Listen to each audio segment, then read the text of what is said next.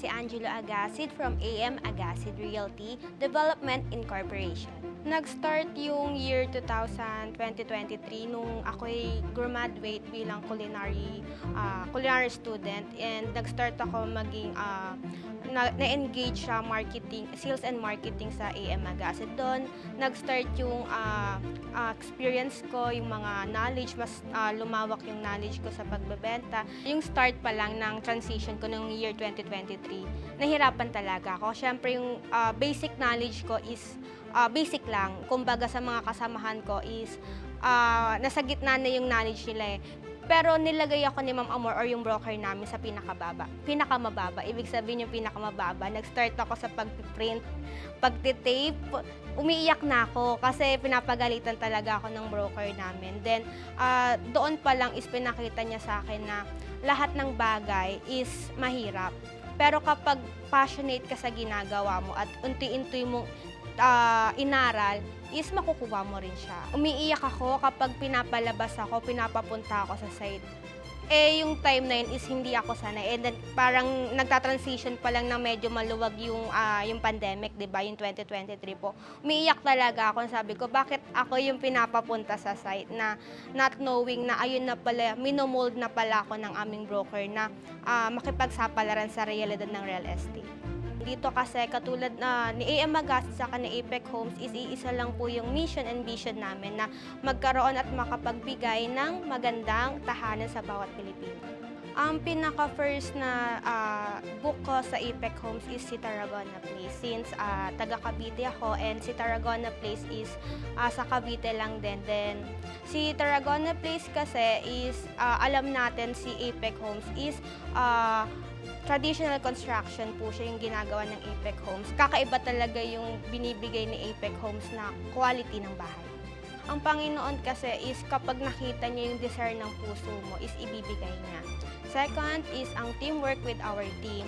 Hindi po kami nag-stop na mag-try ng iba't ibang marketing strategy para ma-hit yung aming quota sa aming kinukuwang spot. Unang-una is syempre, hindi naman nawawala yung problema sa ating daily life. Una is meron tayong mga pagsubok sa paggising pa lang. Yung paggising pa lang, isiisipin mo na saan mo ba kukunin yung benta ko ngayong araw? Dapat makabenta ako ngayong araw. And doon pumapasok yung pressure. Kasi yung pressure po is kapag nag-start yung pressure, parang hindi ka na makakapag-isip ng tama. Hindi kami pinanghihinaan ng loob kasi kapag pag nakita kaming ng team namin, nanghihina kami, is parang okay, manghihina na rin kami. Kaya dapat hindi kami magpapakita na nanghihina kami. Then, positive yung thinking namin na magkakaroon rin tayo ng benta ngayon na post lang tayo ng post na hindi tayo titigil kasi kung kaya nila, kaya rin namin. Naramdaman ko unang-una syempre grateful and feeling blessed po ako dahil hindi lang ako yung gumawa ng lahat nito para maabot namin. Is nandito sa likod ko sila Ma'am Amor, Sir Edwin, and yung buong team namin para maabot namin kasi sa simula pa lang is nandyan na sila sa akin nakaalalay. Kapag tulong-tulong sama-sama, lahat ng mahirap ay nagiging madali basta andyan sila. Year 2024, sir, yung nilabas si Verdanza Homes. And yung parang nasa 300 units ata yung nabenta namin. Kasi hindi lang naman kami nagbebenta para magkaroon ng sales, kundi gusto talaga namin maihatid sa kanila or ma-deliver yung tamang bahay para sa kanila. Then, yung nakita naman nila yung purpose and mission namin, mararamdaman mo naman sa isang tao kung yung intention niya sa'yo is pure. Kaya alam ko kung bakit sila nagtiwala sa amin. Yung support na binibigay ni Apex Homes sa aming team is emotional support.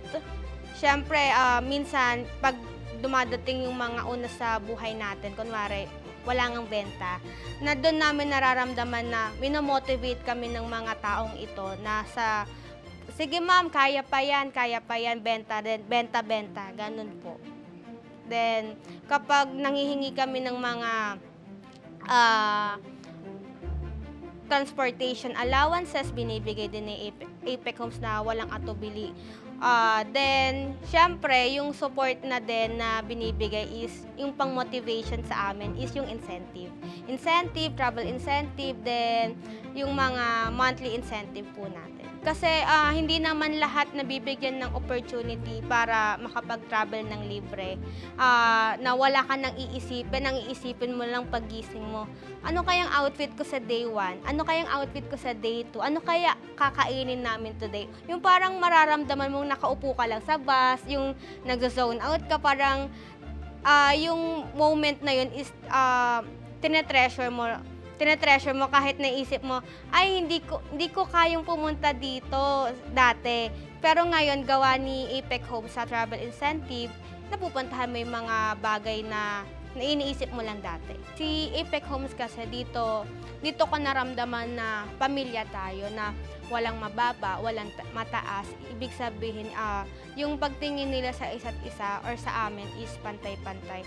Then, sa APEC Homes kasi is sobrang reachable. Ibig sabihin, reachable is kapag may mga concerns, question, nare-reach out agad namin, then nabibigyan kami ng mga feedback. Lahat naman ng bagay is may reason behind that.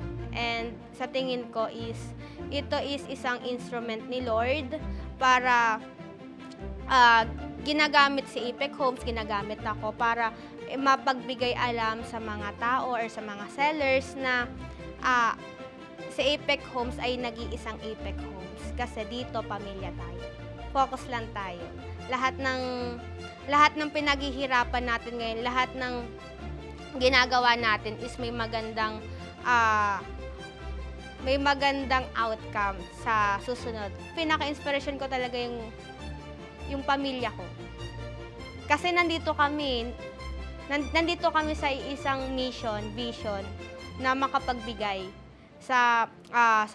ng magandang tahanan para sa mga kapwa Pilipino.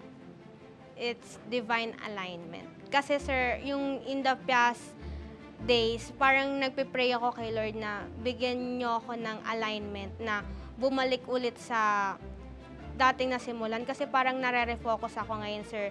Then, yun nga, kunento namin sa inyo kanina na biglaan lang din nalaman namin na may paganito pala, may pa-spotlight interview. Ayun, sir, parang ito yung isa sa answered prayer ng mga hinihiling ko nung last few days na divine alignment talaga. And maraming salamat, APEC Homes. Ako ay isang solid ka-APEC noon, ngayon at habang buhay. Ako si Angelo Agasid at ang makasama sa ka-APEC Spotlight ay isang privilege na nagpapatunay na ako ay solid ka-APEC.